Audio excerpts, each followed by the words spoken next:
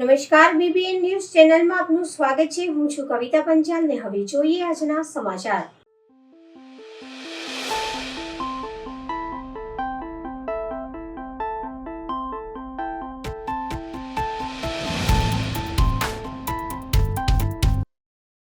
સામાજિક કાર્યકર્તા રંગદે બસંતી રાઠોડ ઉપર હુમલો। વડોદરા શહેરના સામાજિક કાર્યકર અને પત્રકાર ઇન્દ્રવદન રાઠોડ રંગદે બસંતી પાલિકા સિક્યુરિટી સર્વિસ ભ્રષ્ટાચાર અને ગેરરીતિ બાબતે રિયાલિટી ચેકિંગ કરવા ગયા હતા ત્યારે શિવ સિક્યુરિટી સર્વિસ કરતા ધરતા ધ્રુવેશ યાદવ સહિત 15 થી 20 ઇસમો દ્વારા જીવલેણ હુમલો કરવામાં આવ્યો। સાથે મોબાઈલની લૂંટ કરવામાં આવી તેમજ મારપીટ કરીને અપહરણ કરવાના ઈરાદે માર્શલ જીપમાં સીટની વચ્ચે નાખી દેવામાં આવ્યો હતો। માંજલપુર પોલીસ દ્વારા આ બનાવની યોગ્ય કાર્યવાહી કરી યોગ્ય કલમોનો ઉમેરો કરી આરોપી વિરુદ્ધ કડકમાં કડક કાર્યવાહી કરવા બદલ આરોપીઓને છાવરવામાં આવ્યા છે। ત્યારે વડોદરાના પત્રકાર પરિષદના સભ્યો દ્વારા પોલીસ કમિશનર શ્રી નરસિંહ કુમાર સાહેબને લેખિત રજૂઆત કરી પત્રકારો દ્વારા આવેદનપત્ર આપવામાં આવ્યું હતું।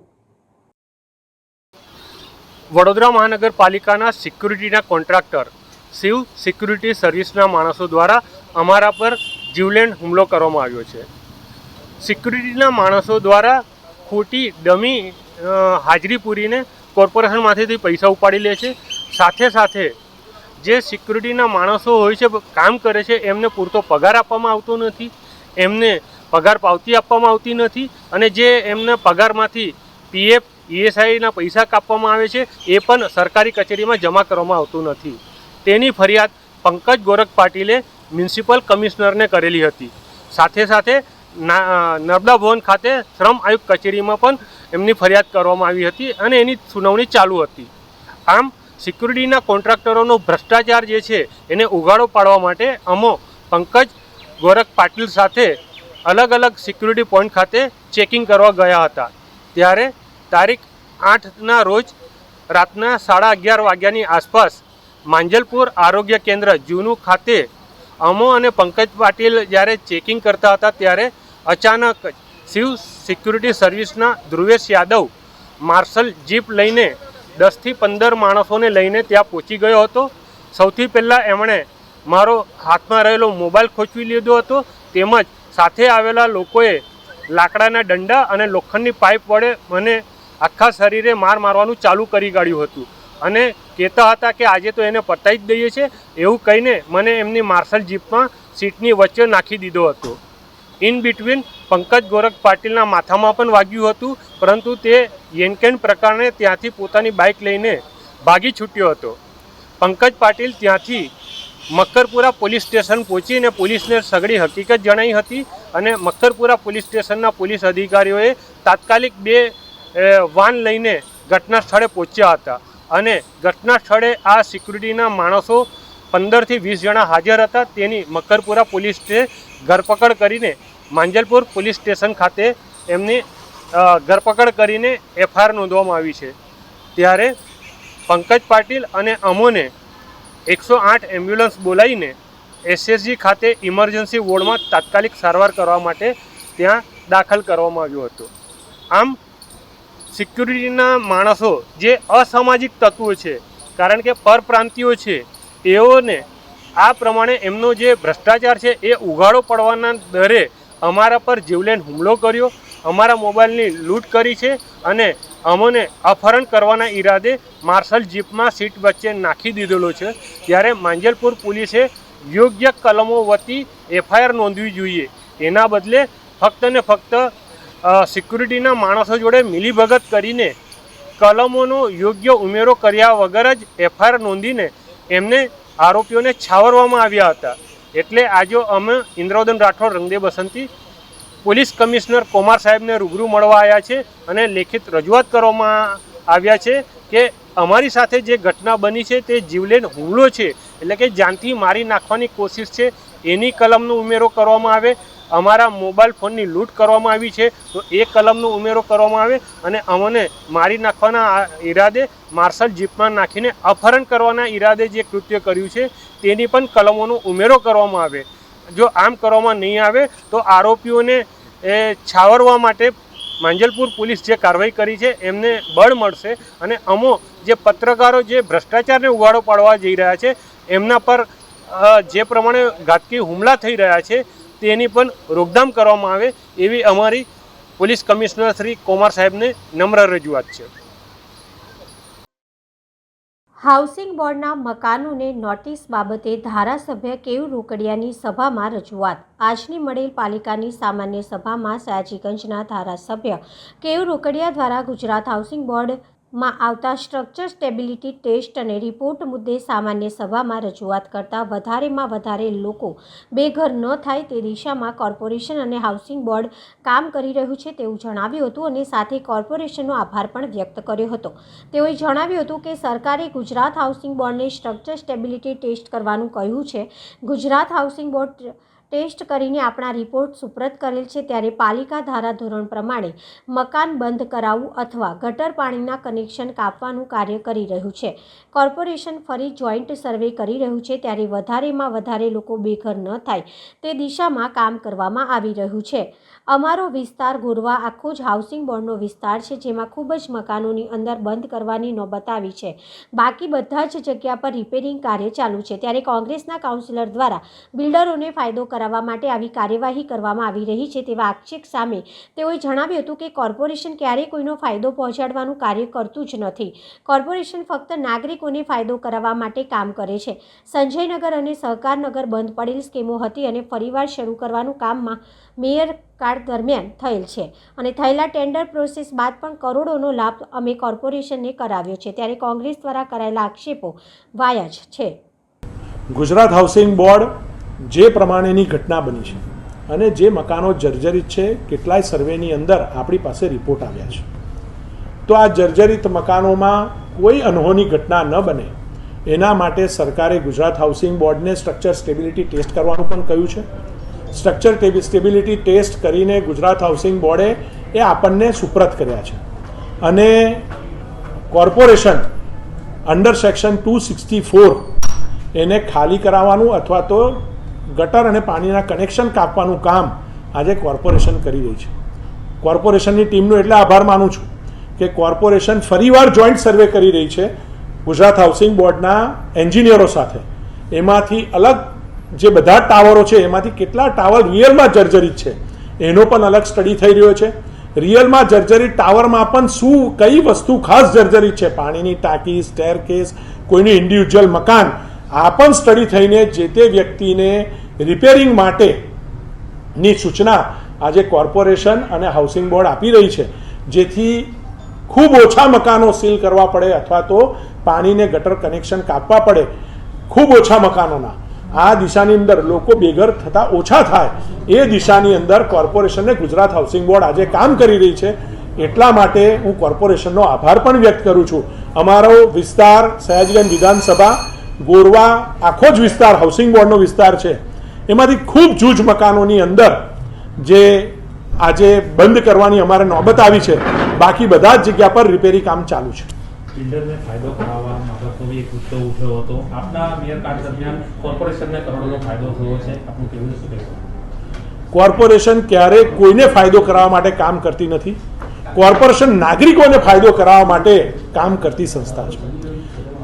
સંજયનગર, સહકારનગર બંધ પડેલી સ્કીમો અને ફરીવાર શરૂ કરાવવાનું કામ મારા મેયરશિપમાં મેં કર્યું હતું અને ટેન્ડર પ્રોસેસ થયેલા ટેન્ડર પ્રોસેસ પર લાભ એ કોર્પોરેશનને કરોડોનો અમે કરાવ્યો છે. અને હાલમાં પણ જે રીડેવલપમેન્ટમાં ગુજરાત હાઉસિંગ બોર્ડ વુડા કે જઈ રહ્યા છે એમાં રીડેવલપમેન્ટ પોલિસીમાં પણ આ વુડા કે હાઉસિંગ બોર્ડ જઈ રહ્યા છે. એમાં પણ આજે બબ્બે અને તત્વોવાર રીટેન્ડર કરવા છતાં બિલ્ડરો ભરતા નથી. આવી પરિસ્થિતિ પણ અમારી સામે આવી છે. ત્યારે કોર્પોરેશનના એટલે કોંગ્રેસના કેટલાક કોર્પોરેશન પર કરેલા આક્ષેપો સાવ વાહિયાત સાબિત થાય છે.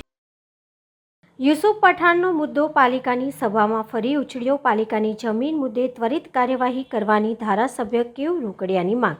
આજરોજ પાલિકાની સામાન્ય સભા મળી હતી જેમાં યુસુફ પઠાણ દ્વારા જમીન પર કરાયેલા દબાણનો મુદ્દો ચર્ચાએ હતો. સયાજીગંજ વિધાનસભાના ધારાસભ્ય અને કાઉન્સિલર કેયુ રોકડિયા દ્વારા સભામાં આ મુદ્દો ઉઠાવતા અત્યાર સુધીનું ભાડું વસૂલવા અને દબાણ દૂર કરવા જલ્દીથી કાર્યવાહી કરવા સૂચન કર્યું હતું. તેમણે જણાવ્યું હતું કે 2012માં આ જમીનની માંગણી યુસુફ પઠાણ દ્વારા કરવામાં આવી હતી. 2012માં જ વેલ્યુએશન કરવામાં આવ્યું હતું. 2014માં સરકાર આને નામંજૂર પહેલાં કર્યું હતું, જેથી 2014ના 8મા મહિનામાં જ કોર્પોરેશનના માધ્યમથી યુસુફ પઠાણને આ પ્લોટ રદ કરેલ છે તેવું જણાવેલ હતું. જે બાદ પણ આ પ્લોટનો 1 રૂપિયો યુસુફ પઠાણ દ્વારા પાલિકામાં આજ સુધી ભરવામાં આવ્યો નથી.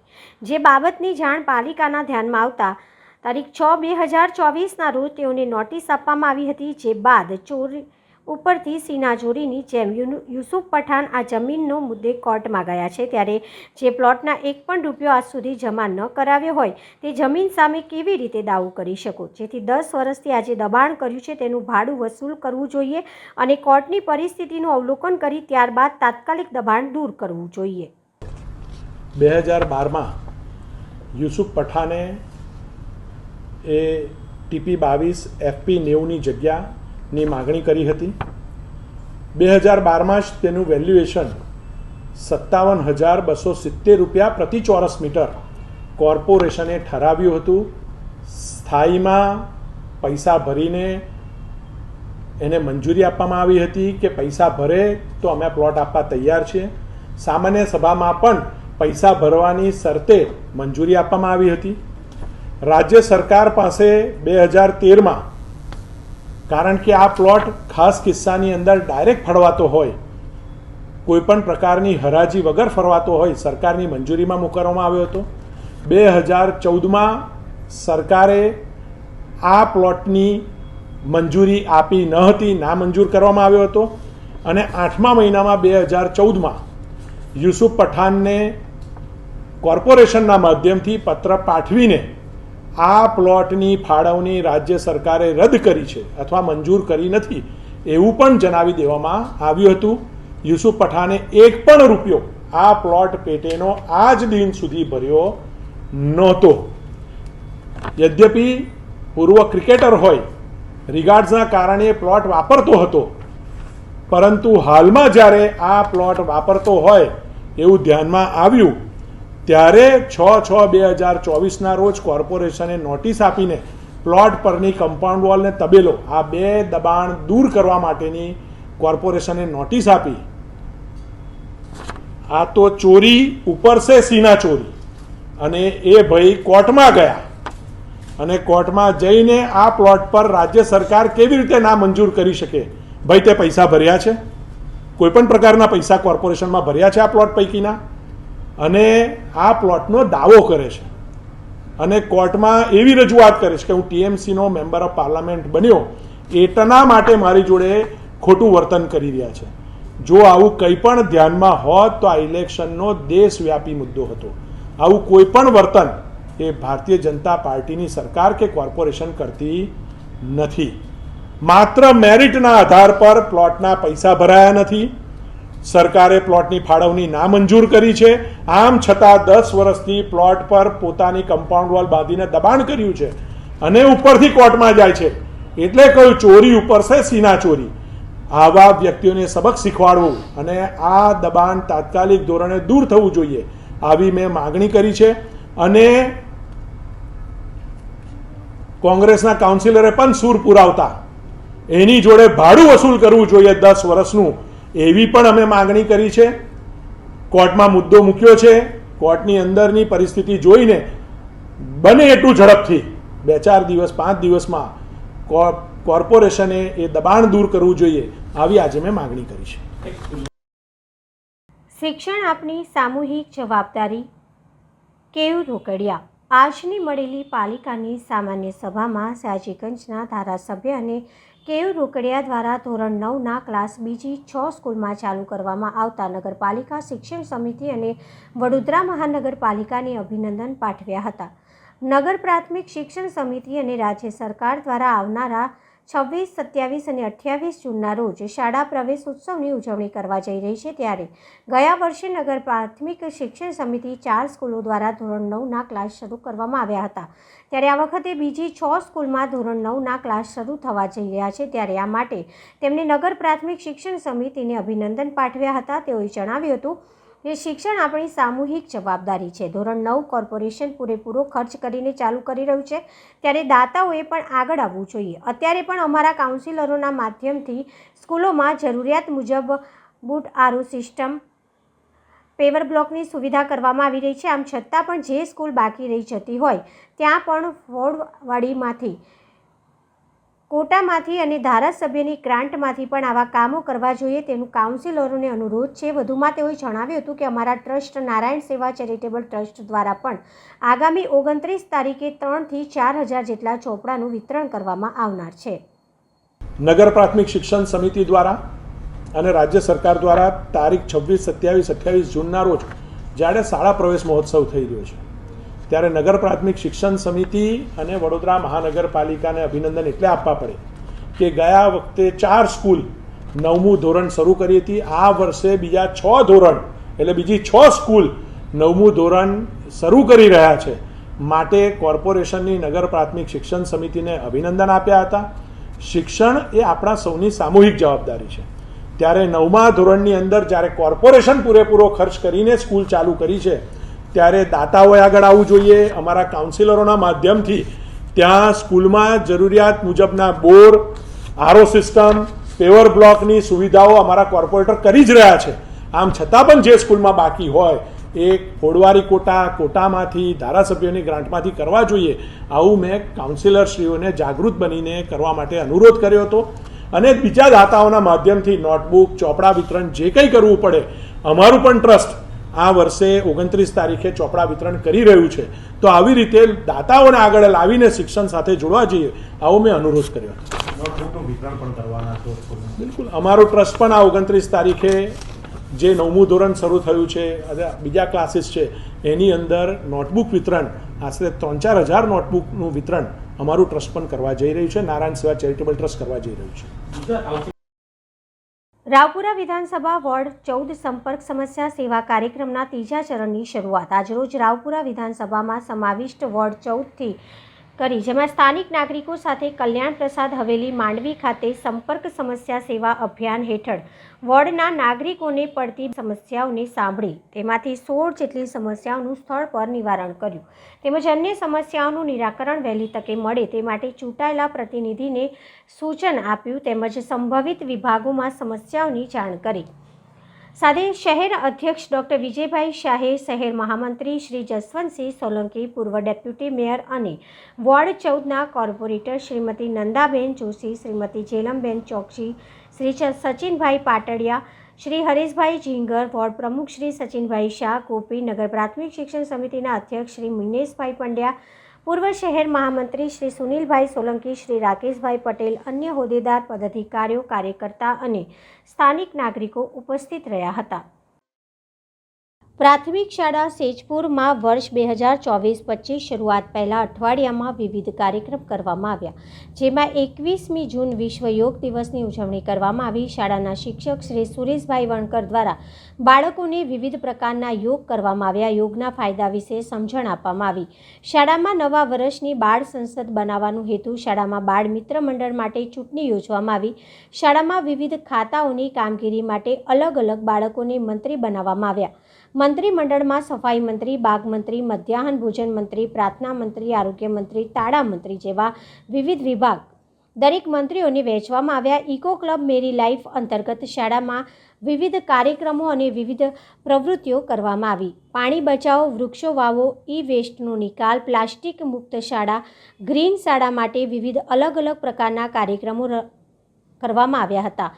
બાલવાટિકામાં નવા દાખલ થયેલા બાળકો માટે વિદ્યા આરંભ સંસ્કાર કાર્યક્રમ યોજવામાં આવ્યો, જેમાં બાળકો તેમના માતા પિતા સાથે શાળામાં હાજર રહ્યા. બાળકોએ પોતાના માતા પિતા પૂજન, ગુરુપૂજન, સરસ્વતી વંદના અને ગણેશ વંદના કરી સ્લેટમાં ઓમ લખી પોતાના અભ્યાસની શરૂઆત કરી. વિદ્યારંભ સંસ્કાર કાર્યક્રમના દિવસે શ્રી કૌશલભાઈ જીલુભાઈ વાસાણી તરફથી શાળાના તમામ બાળકોને આઈસ્ક્રીમ આપવામાં આવી। આ પ્રસંગે શાળાના આચાર્ય શ્રી દીપકભાઈ મિસ્ત્રી, શાળાના સ્ટાફ અને એસએમસી સભ્ય શ્રી કૌશલભાઈનો આભાર કર્યો હતો। ડભોઈના તીર્થધામ કાયાવરોહણના શ્રી બ્રહ્મેશ્વર યોગ મંદિર ખાતે 10મા આંતરરાષ્ટ્રીય યોગ દિવસની તાલુકા કક્ષાની ઉજવણી કરવામાં આવી।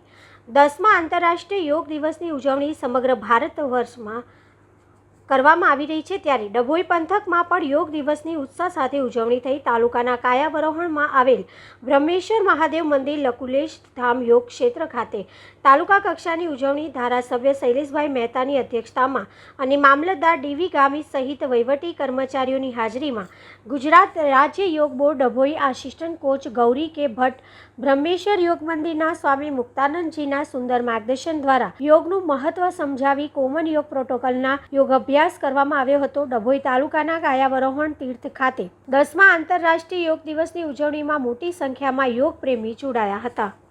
વિશ્વ યોગ દિવસ તરીકે ઓળખાય છે। સમગ્ર દુનિયામાં આ યોગ દિવસ તરીકે ઓળખાવામાં આપણા વડાપ્રધાન નરેન્દ્રભાઈ મોદીનો મુખ્ય રોલ રહેલો છે। ત્યારે આજના દિવસ આજે કાયાવરોહણ શ્રી બ્રહ્મેશ્વર યોગ મંદિર ખાતે લકુલેશ મહાદેવના સાનિધ્યમાં ડભોઈના તાલુકા કક્ષાના યોગનું આયોજન કરવામાં આવ્યું હતું। મોટી સંખ્યામાં ગામના આગેવાનો, તાલુકાના આગેવાનો અને વિદ્યાર્થીઓએ આમાં ભાગ લીધો। મુનિશ્રી દ્વારા આ યોગ કરાવવામાં આવ્યા, યોગનું મહત્ત્વ સમજાવવામાં આવ્યું। આપણી પ્રાચીન સંસ્કૃતિમાં યોગનું મહત્ત્વ બતાવેલું છે। આપણા ચારેય વેદોમાં પણ યોગ બાબતે વિસ્તૃત વર્ણન કરેલું છે। યોગ દ્વારા એકાગ્રતા સાથે જ શરીર અને મનમાં આવતા વિકારોનો નાશ થાય છે। રોજે રોજ આપણી દિનચર્યામાં યોગને વણી લેવું એ આપણા સ્વાસ્થ્ય માટે પણ ખૂબ જરૂરી છે। ત્યારે યોગ દિવસ 21 જૂન પૂરતો મર્યાદિત ના રહેતા 365 દિવસ આપણે યોગનું અધ્યયન કરીએ એ ખૂબ જ જરૂરી છે। અને ગુજરાતમાં યોગ બોર્ડ દ્વારા ઠેર ઠેર યોગ શીખવાડવાનું આયોજન કરવામાં આવી રહ્યું છે। અને એના જ કારણે ગુજરાતમાં સૌથી વધુ યોગ પ્રત્યે જાગૃતિ આવી છે। હું સરકારનો, યોગ બોર્ડનો અને આજના આ યોગ દિવસે યોગના આ કાર્યક્રમમાં ભાગ લેનાર તમામને અભિનંદન આપું છું, શુભેચ્છા પાઠવું છું। અને આ જ રીતે રોજ વિદ્યાર્થીઓ યોગ દ્વારા પોતાનું શારીરિક અને માનસિક સ્વાસ્થ્ય સુધારા રહે એવી અપેક્ષા રાખું છું।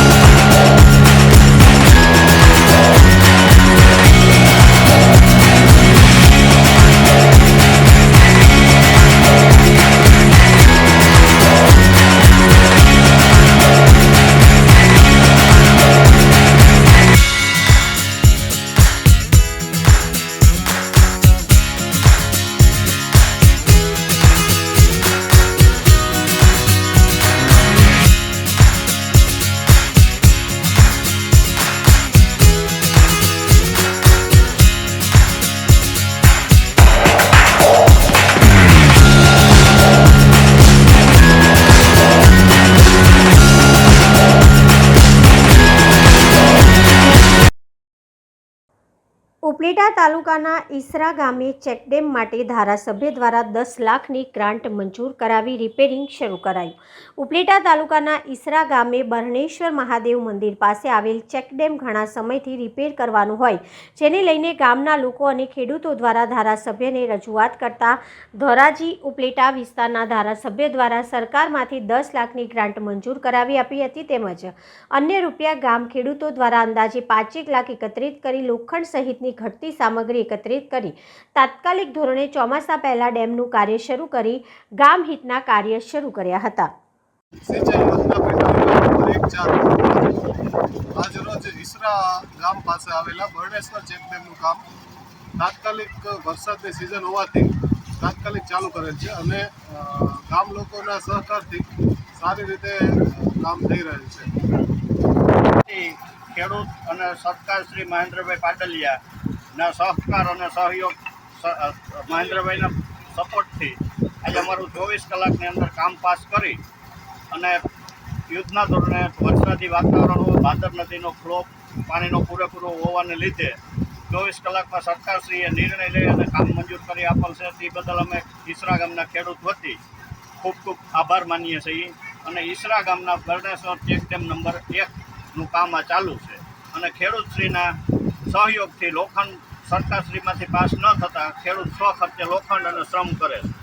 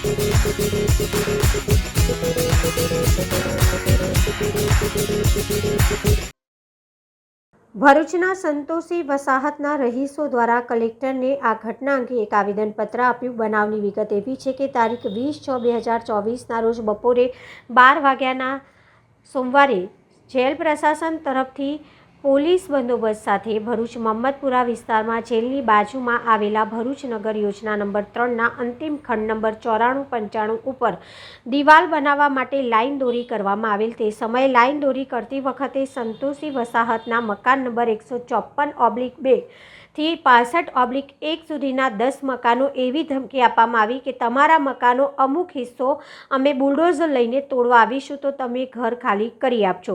કોઈપણ જાતની નોટિસ વગર આ મકાનોના રહીશોના મકાનો તોડવાનું અલ્ટિમેટમ આપતા સંતોષી વસાહતના મકાન ધારકો હતભ્રમ થઈ ગયા છે, ડરી ગયા છે અને કલેક્ટર પાસે એમના તૂટતા મકાનો બચાવવાની ગુહાર લઈને પહોંચ્યા હતા, જ્યાં કલેક્ટર ઓફિસમાં આરડીસી ધાંધલે તેઓની શાંતિથી સાંભળ્યા અને યોગ્ય તપાસ કરી ઘટતું કરવા બાંહેધરી આપતા હાલ આ મામલો થાળે પડ્યો છે. આજે મારું નામ મોહમ્મદ મુનાફ પઠાણ છે. હું સંતોષ વસાહતનો રહેવાસી છું. અમારો વિવાદ આજે એ થયેલ છે, 2013થી વિવાદ થાય છે, પણ આજે ફરી એ વિવાદમાં અમે ફરી આવ્યા છીએ કે અમારે વિસ્તારમાં ટાઉન પ્લાનિંગ આવેલ છે અને ટાઉન પ્લાનિંગની અંદર રમતગમતનું મેદાન આવેલ છે, જેને હાલમાં જેલ પ્રશાસન કબજો કરવા જઈ રહ્યું છે બિનઅધિકૃત રીતે. ગઈકાલે આવીને ખૂંટા મારી દીધા અને કેટલાક અનેક ઘરોને મૌખિક દાદાગીરી ધમકી કહી શકાય, કોઈ કાયદાકીય રીતે નહીં, અને તમે ઘર ખાલી કરો અમે બુલડોઝર લઈને આવીને ઘર તોડીશું. વાત એટલી નથી, વાત એટલી છે કે જ્યારે ટાઉન પ્લાનિંગ બનતું હોય છે તો રહેવાસીઓના જીવનને સારું બનાવવા માટે બનતું હોય છે. પરંતુ અહીંયા શું થઈ રહ્યું છે, ટાઉન પ્લાનિંગની અંદર એસપી ઓફિસ તરફથી એક રસ્તો ખાઈ લેવામાં આવ્યો, એક રસ્તો જેલ પ્રશાસન અને દારૂલિયાતામાં તરફથી ખાઈ લેવામાં આવ્યો, એક જમીન સુએજ પ્લાન્ટ તરફથી ખાઈ લેવામાં આવી છે. તો પછી રહેવાસીઓ માટે કરવા શું જઈ રહ્યા છે? હવે આજે જ્યારે રમતગમતનું એક મેદાન બચ્યું છે નિઃશુલ્ક, રમતગમતના મેદાનની અહીંયા વ્યાખ્યા સમજો, અહીંયા નિઃશુલ્ક રમતગમતનું મેદાન છે જ્યાં કોઈ બાળકોને પૈસા આપવા નથી પડતા અને બિંદાસ ફ્રી રમે છે. આખા પશ્ચિમ વિસ્તારમાં એક જ રમતગમતનું મેદાન આવ્યું છે. સાહેબ, ભરૂચ જિલ્લામાં તપાસ કરો, સરકારે કેટલા રમતગમતના મેદાન આપ્યા પણ છે કે નહીં, તમે તપાસ કરો. અને આ વસ્તુ હું અહીંયા એ જ બોલવા માગું છું કે હવે બાળકો રોડ રસ્તા પર રમશે અને ગલી કચીઓમાં રમશે. હવે શું ચાલશે? તમને મજા આવશે આ વસ્તુની? તો અમે લોકો વાંધો નહીં, અમારા બાળકોને લઈને હવે સંતોષ વસાહતના મેઇન રોડ પર રમીશું, બીજું શું ફરક પડી જશે? અને આજે આ જ વસ્તુ થવાની છે. એટલે અમારો કહેવાનો મુખ્ય ભાવાર્થ એટલો જ છે કે ટાઉન પ્લાનિંગ ક્યારે પણ ફેલ થવી ના જોઈએ. એ રહેવાસીઓના માટે હોય છે. અધિકારીઓ મળી અને પોતાની રીતે હેતુફેર કરી નાખે છે. ના કોઈ સામાન્ય નાગરિક માટે કોણ કરશે? સામાન્ય નાગરિક માટે લડશે કોણ? સામાન્ય નાગરિકનું શું? અમારી પાસે એટલો સમય નથી કે અમે કાયદાકીય લડાઈઓ લડવા આવીએ. આ કામ અધિકારીઓની જિમ્મેદારીમાં આવે છે કે એમને આ ટાઉન પ્લાનિંગ ઇમ્પ્લિમેન્ટ કરે. Thank you. તો આ હતા આજના સમાચાર. આવતીકાલે ફરી મળીશું આ ચેનલ પર આ સમય. ત્યાં સુધી સમગ્ર BBN ન્યૂઝ ચેનલની ટીમને રજા આપશો. નમસ્કાર.